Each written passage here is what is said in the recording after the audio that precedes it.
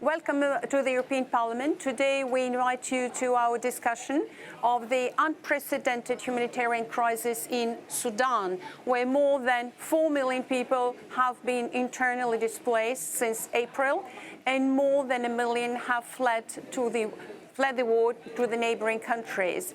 Away from the eyes of the world and the news headlines, the conflict in Sudan is raging and the humanitarian crisis is aggravating while people flee relentless fighting. The exodus of the Sudanese refugees is increasing dramatically, and the talks in Jeddah between fighting factions have not resulted in so much desired ceasefire so far. Today here in Brussels, in the European Parliament, we address our guests, the Sudanese public figures, Mr. Suleiman HAGGAR and Mr. Jibril Adam, and also the member of the European Parliament, MEP Herzberger and the expert in the EU-Africa relations, Mr. Bjorn Hilton.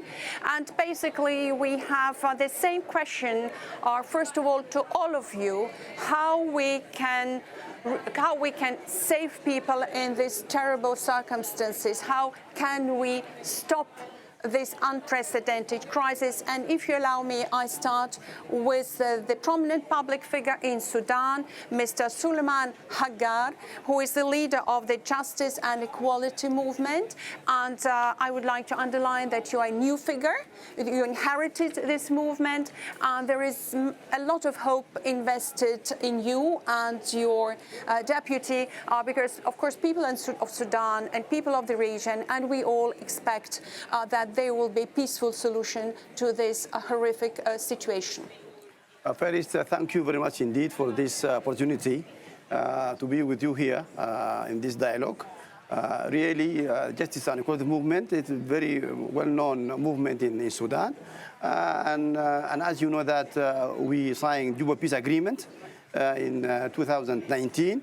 And also we share other partners and all shareholders in the transitional period. But unfortunately, as you know that, now the war erupted again in 2023.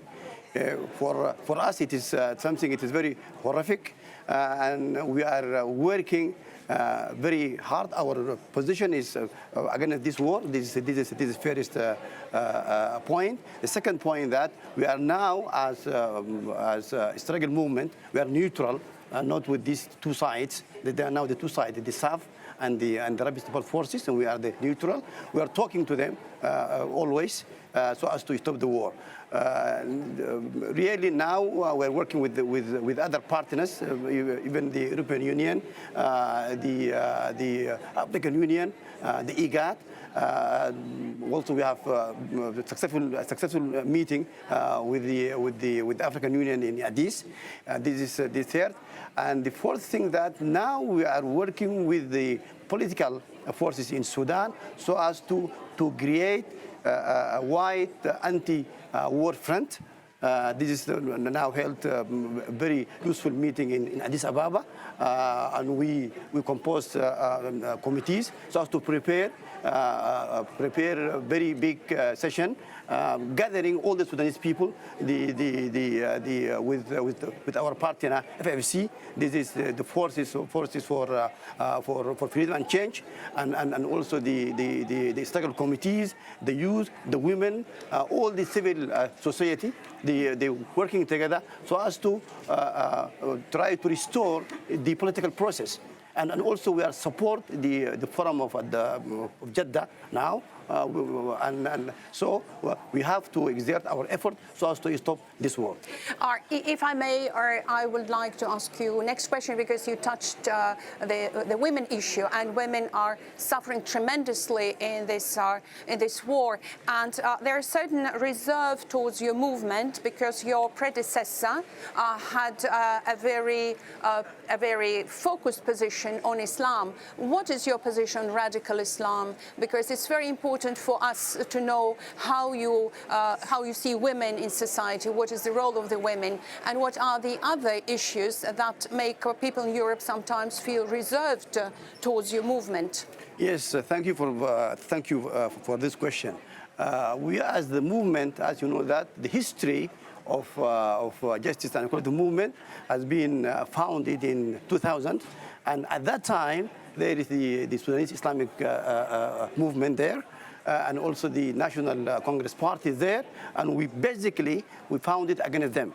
And then also we struggled against them for 20 years, as you know that. And even our leader has been killed and assassinated by the airstrike. For that, we are, as movement, we are not with the leftists or the rightists or the ideologies. We are here so as to see the human rights. This is, for us, it's very important. And then also the good governance and democracy and freedom and justice for all the people. Now the war is there. That means there is imbalance. There is no freedom. There is dictatorship. For that, and also we are very welcome the women in all the activities of the movement. We want to share them. Also, we have about 30% for women for all institutions in our movement. For this is one of the issues. It is very important for us because now in Sudan, as you said, that the women and the children, the vulnerable people, they are suffering a lot, and also we believe that women should play an important role in all the spheres, in the economic, in the social, and all these things. Thank you. If I may immediately to switch, because we have this chance to have you, not only as a politician, but as a woman, and somebody who is very strong for equality and women's rights. So my question to you are, MEP, how can you help, especially Sudanese women, in this very difficult situation? Because the United Nations they are screaming that people are suffering tremendously, and especially women are suffering in this situation. Yes. First of all, I am very glad to hear that women are part of your movement, and you have 40%, as you just said. And you know, I worked also with many women organizations, and as a woman, for me, it's very, very important to hear that, to know that, and how we can help. That's a problem that you ask. Directly, we have our committee. On our committee, focus on that everywhere, yes, women will be on the top. Yes. Not only to share, because to share it depends how you do it, and the European Union is focused really on the human right and try with the project we have, all projects we have, to target on the women. But you know, you are in crisis, is war. So it means it's very difficult to do something now. We have now, first of all, not forget the crisis, because that's a big problem. And you know, the eyes of our society and of the European Union is on the other side town, because it's a big problem, which we all have. You know what is it? And how we can help. We have many projects. But we had to stop some projects because of the crisis, how I said. But I am quite sure if you succeed to have a ceasefire, it will be possible, yes, not from me, but from the European Union, it will be possible to start again with our project on the basis of the humanitarian help. Oh, well, if I may to continue this very important subject you raised, because the Parliament is not acting alone. It's an institution within the constellation of the institutions. And that's why I would like to turn to our expert in the EU-Africa relations, that Mr. Bjorn Hilton. What do you think Europe should do? Because we're promised on many occasions that there will be global Europe, that there will be Europe as a global player. And this situation is an immense chance also to Europe to step in and show its power, its capacity to change the world for better. Well, I think that the MEP is much better placed to answer that question, because she is the chairperson to the delegation to the Pan-African Parliament, as well as the as a vice chairman of the ACP EU Joint Parliamentary Assembly, so she deals with these issues on a daily basis. Yes. Maybe I must say we want to start a big project in April, in March, yes, because you know we had the first problem, it was with the post-Cotonou, and now the agreement will be signed on the 15th of November, the Samoa, that what's coming now, the Samoa Cotonou, and we have a big project that we EU, SCP, women gender-based violence. And on that project, we include women who are in the crisis areas. And at that time, when we are going to start our project, we will have an eye on your country, not especially on your country, but on all countries who are on crisis. And I suppose that your representative at the ACP are going to join that project. And if it is a woman, it will be very good because you will have a person who you are going to speak directly. But I don't know if you send in Luanda, if you are going to a representative is very difficult because the situation of Sudan is no government. Yeah. So we can say it like that. Yeah? There is no government and it will be difficult. But as soon as peace, or the ceasefire is, I am quite sure we can work together. We can also help the women to be very strong, to take part to that process of peacemaking of your country. Right. If I may just switch to, because there is your strengths, because you rely on very professional people in your movement, and I would like to ask Mr. Jibril Adam, so how you are going to gain trust of international players, because you have a certain heritage in your movement, and you know in the current situation there are certain fears because this Islamic radical traditions are scaring people away. So there is a problem there to gain trust of international players, that your movement now, under different leadership, has different direction. How are you going to do it? Thank you very much for this question, and I would like to thank you for this opportunity to talk about our movement. First of all, we as Sudan Justice and Equality Movement so far since 2002, almost 21 years, we're working with the international community, working with the regional community, we're working mainly with the EU all together in all our peace talk in Sudan, that is in Abuja 2005-06, and in Doha 2009, 10 up to 11, and as well last time in Juba, we all working together. We as Sudan Justice and Equality Movement, we are a very modern movement, very modern, and our name is Justice and Equality. We look to the all together as equal. This is the main value. This is one of our values. The equality is one of our values. The justice is one of our values.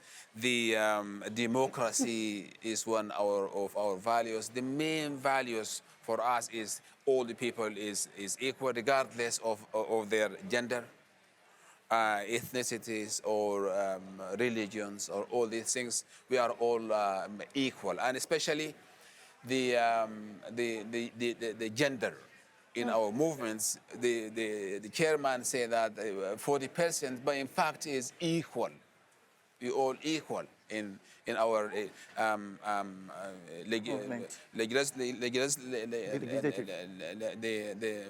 the Congress members in terms of executive members. We all equally working together. We all put ourselves in the same seat. We are all in driving seat, rather female or male. We all working together. Our movement, to be honest, within these 21 years working with the EU and the international community, we prove that we are all working against the extremists. Okay. We are all working against the Islamist regime And as my chairman said, 21 years of struggling, 21 years of calling upon the human rights. And in this, we are working, we used to work together with the activists, especially when the crimes being committed in Darfur 2003, 4, and 5. And there's more than 300,000 to 400,000 had been killed. And all that case, we're working together with the activists to move it to the UN Security Council, and then we move it back here to ICC, and where is the war crimes, crimes against humanity, and genocide committed. And so far, as Sudan Justice and Equality Movement, we're working with the regionals, the internationals, we're working with the EU in order to prove that we are ready to fight for the values, the good values. To add, yes, May I switch to the chair of the movement? Yes. Can I add, yes. Can I thank you for Yes. that? Also, in the issue of the women, Yes. also I want to mention that in the last extraordinary conference of GEM, we elected chairperson of the conference. As a woman. Yes, as a woman, you know. So I am very glad to Yes, hear yes. that, you know, Yes, yes. because when I read about your movement, I was afraid first time because I thought, oh, are you Islamistic? No. So I don't want to do anything to do with, no, I told you truth, yeah? But after that, I saw, okay, you move, you learn from your own mistakes, I can say. So, and if is it like that, I am quite sure when we are going to start our big target, as I say, EU, SEP, gender-based violence, I shall be very glad to welcome women from Sudanese in our project to include them, because I am quite sure that's for you also a benefit to have a women. You know, most of the women knows better what the big problem in the society, and they can solve them also for the well-being of your own society. Thank you very much, everyone, for listening to us, but participating. And I think these wonderful, optimistic words of our dear MEP should be a good conclusion of this first talk we have. Yes. And we hope that it's just an introduction to a long and valuable dialogue. Thank you. Thank you. Thank you. Thank you.